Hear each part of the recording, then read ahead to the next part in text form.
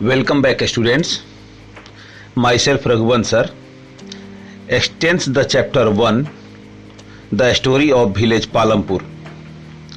पिछले वीडियो में मैंने बतलाया था कि पालमपुर के किसानों के पास खेती के लिए लगभग सारी सुविधाएं थीं। वे अब खेती में आधुनिक तरीके का उपयोग करने लगे थे, लेकिन इन आधुनिक तरीकों की कुछ सीमाएं भी हैं।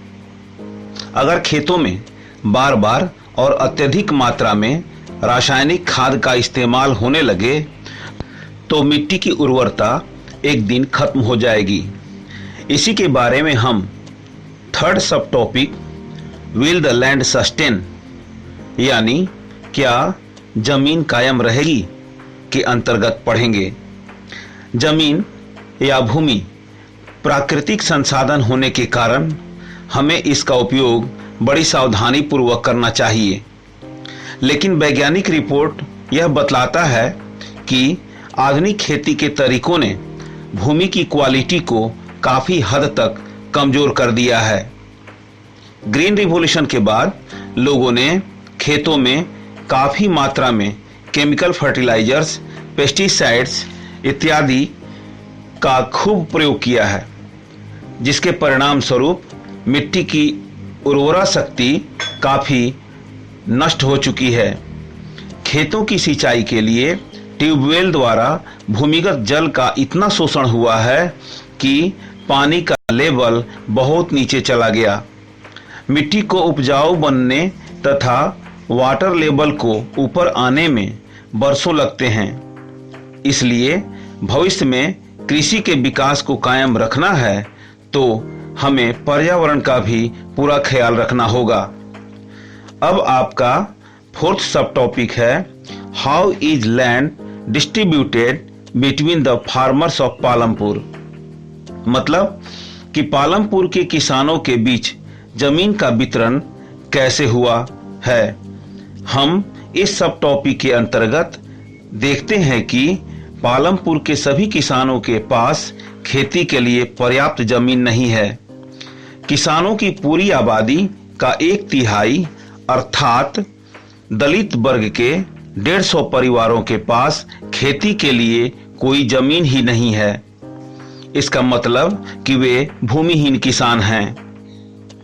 240 परिवारों के पास खेती के लिए 2 एकड़ या 2 एकड़ से कम जमीन है। इन जमीन के छोटे टुकड़ों से किसानों को पर्याप्त आमदनी नहीं होती है। 1960 में गोविंद नामक एक किसान था जिसके पास 2.25 हेक्टेयर्स जमीन था जो असिंचित था, अर्थात उसके पास सिंचाई के साधन नहीं थे। गोविंद अपने 3 बेटों की सहायता से खेती करता था, फिर भी उसे पर्याप्त इनकम नहीं होती थी। उस परिवार के पास कुछ अतिरिक्त इनकम के लिए एक भैंस थी। कुछ वर्षों के बाद जब गोविंद की मौत हो गई तो जमीन तीनों बेटों के बीच बंट गया। अब उनमें से प्रत्येक के पास सिर्फ 0.75 हेक्टेयर मात्र जमीन था। यहाँ तक कि अपने खेतों में सिंचाई का विकास कर तथा आधुनिक खेती के तरीकों का इस्तेमाल करके भी गोविंद के बेटों का भरण पोषण ठीक से नहीं हो पा रहा था। साल में खेती के बाद बचे समय के दौरान उन्हें अतिरिक्त आमदनी के लिए अतिरिक्त काम ढूंढना पड़ता था। आप पिक्चर में काफी संख्या में बिखरे हुए जमीन के छोटे छोटे टुकड़ों को देख सकते हैं। इन छोटे टुकड़ों में छोटे किसानों द्वारा खेती की जाती है। दूसरी ओर गांव के क्षेत्रफल का आधा से अधिक भूभाग आकार में बहुत बड़े हैं। पालमपुर में करीब 60 मीडियम एंड लार्ज फार्मर्स या मध्यम तथा बड़े किसान हैं जो 2 हेक्टेयर से अधिक जमीन पर खेती करते हैं। उनमें से कुछ ही बड़े किसान हैं जिनके पास 10 हेक्टेयर या 10 हेक्टेयर से अधिक जमीन है। यहाँ पाई चार्ट में किसानों तथा उनके जमीनों का वितरण देख सकते हैं। इसमें पूरे गांव के क्षेत्रफल का 36% भूभाग पर छोटे किसान खेती करते हैं, जबकि इनकी आबादी यानी छोटे किसानों की आबादी 80% है और पूरे गांव के क्षेत्रफल का 64% भूभाग पर मीडियम और लार्ज फार्मर्स खेती करते हैं, जिनकी आबादी मात्र 20% है। स्टूडेंट्स, अब आप इतना तो समझ गए होंगे कि पालमपुर में जमीन का वितरण कितना असमान है। अब चलिए आपका 5th सब टॉपिक को देखते हैं। वह है who will provide the labour, यानी श्रम कौन देगा। सिंपल सी बात है कि खेतों में मेहनत करने या श्रम देने वाले दो ही व्यक्ति होते हैं, या तो भूमिहीन किसान या फिर छोटे किसान, जिन्हें फार्म लेबरर्स कहा जाता है।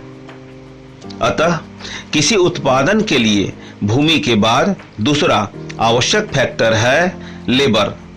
चूंकि खेती में काफी हार्ड वर्क की जरूरत पड़ती है, छोटे किसान अपने परिवार के लिए खेती करते हैं, साथ ही ये मध्यम तथा बड़े किसानों के खेतों में भी मजदूरी करते हैं।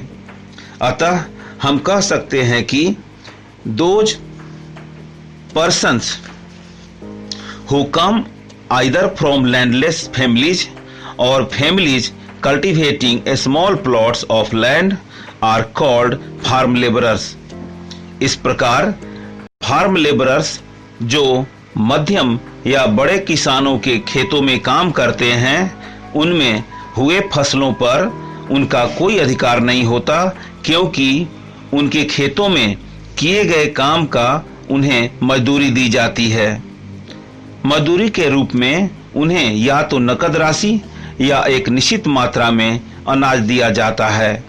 कभी कभी उन्हें भोजन भी कराई जाती है, लेकिन उनकी मजदूरी फसल के अनुसार, क्षेत्र के अनुसार या खेतों में काम के प्रकार के अनुसार, जैसे बुआई या फसलों की कटाई के अनुसार घटता बढ़ता है। यहाँ तक कि उनके काम करने की अवधि भी घटती बढ़ती है। फार्म लेबरर्स को या तो डेली बेसिस पर या रोजाना के हिसाब से अथवा विशेष कार्य जैसे फसलों की कटाई के समय या पूरे साल भर के लिए रोजगार मिलता है। उदाहरण के लिए डाला एक भूमिहीन या लैंडलेस किसान है जो पालमपुर में डेली वेजेज पर काम करता है। इसका मतलब कि उसे रोज काम ढूंढना पड़ता है।